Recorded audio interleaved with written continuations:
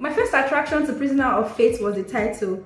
I had seen a movie with this same title a very long time ago, so when I saw it on the shelf, I almost thought it was a book written from the adaptation of the movie, but no, it's not. Subscribe to this channel, My Books and I first, and then come with me. My second attraction was reading the synopsis. I saw that Benjamin was an investigative journalist, and for someone who has a career in journalism like me, I couldn't let it slide. The writer started by letting us into the mystery from the very first chapter. When he mentioned Benjamin receiving a call from his late boss, I was like, hold up, does it get interesting here? And then it went flat for a moment. Before anybody comes for me, every conversation I'll be having around book on this space is 100% my personal opinion.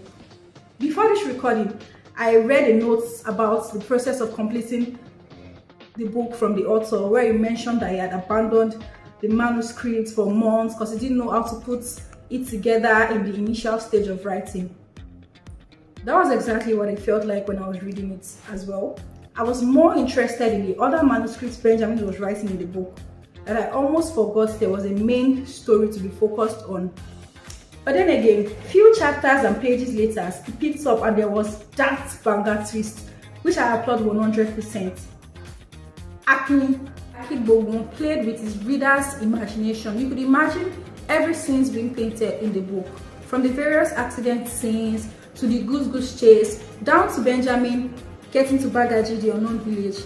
The good thing about this book is that once you are in, it takes all of your attention. Last chapter did it for me, the missing piece of the puzzle finally falling into place and everything eventually making sense. We found out that Mr. George, his boss, didn't die, and his expository brought the much needed clarity and closure to the readers.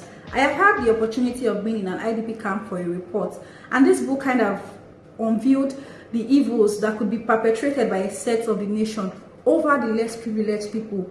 When did it ever make sense that these vulnerable people, innocent children, could be used as specimens to test unapproved vaccination in the rural communities?